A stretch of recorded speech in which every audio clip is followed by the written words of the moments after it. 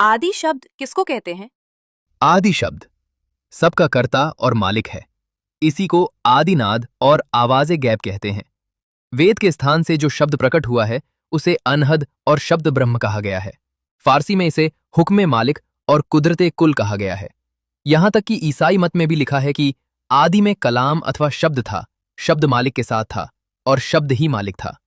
शब्द की महिमा तो सब मतों में है, पर उसका असली भेद किसी ग्रंथ में नहीं मिलता। संतों ने अपनी वाणी में इसे कहीं इशारे में तो कहीं साफ तौर पर समझाया है, जिसका खुलासा कुछ इस तरह है। पहला, धुरपद।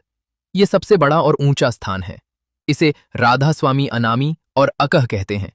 ये आदि और अंत सबका आधार है। यहीं से मौज उठी और शब्द रूप होकर नीचे उतरी। यहां केवल परम संत ही पहुंच सकते हैं। दूसरा, सत्यनाम अथवा सत्यलोक।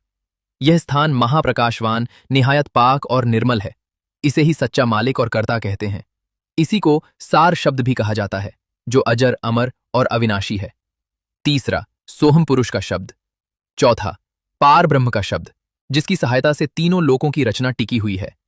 पांचवा, ब्रह्म शब्द, जिसे प्रणव कहते हैं, जहां से सूक्ष्म वेद और ईश्वरी माया प्रकट हुई। और छठा, माया और ब्रह्म का शब्द, जिससे इस त्रिलोकी की रचना का सारा मसाला तैयार हुआ। यही है उस आदि शब्द का विस्तार जो इस पूरी सृष्टि का आधार है। आदि शब्द सबका कर्ता और मालिक है। इसी को आदिनाद और आवाज़े गैब कहते हैं। वेद के स्थान से जो शब्द प्रकट हुआ है उसे अनहद और शब्द ब्रह्म कहा गया है। फारसी में इसे हुक्मे मालिक और कुदरते कुल कहा गया है। यहां तक कि ईसाई मत में भी लिखा है कि आदि में कलाम अथवा शब्द था, शब्द मालिक के साथ था और शब्द ही मालिक था। शब्द की महिमा तो सब मतों में है, पर उसका असली भेद किसी ग्रंथ में नहीं मिलता। संतों ने अपनी वाणी में इसे कहीं इशारे में तो कहीं साफ तौर पर समझाया है, जिसका खुलासा कुछ इस तरह है। पहला, धुरपद। यह सबसे बड़ा और ऊंचा स्थान है। इसे राधा स्वामी अनामी और अकह कहते हैं। ये आदि और अंत सबका आधार है। यहीं से मौज उठी और शब्द रूप होकर नीचे उतरी। यहां केवल परम संत ही पहुंच सकते हैं। दूसरा, सत्यनाम अथवा सत्यलोक।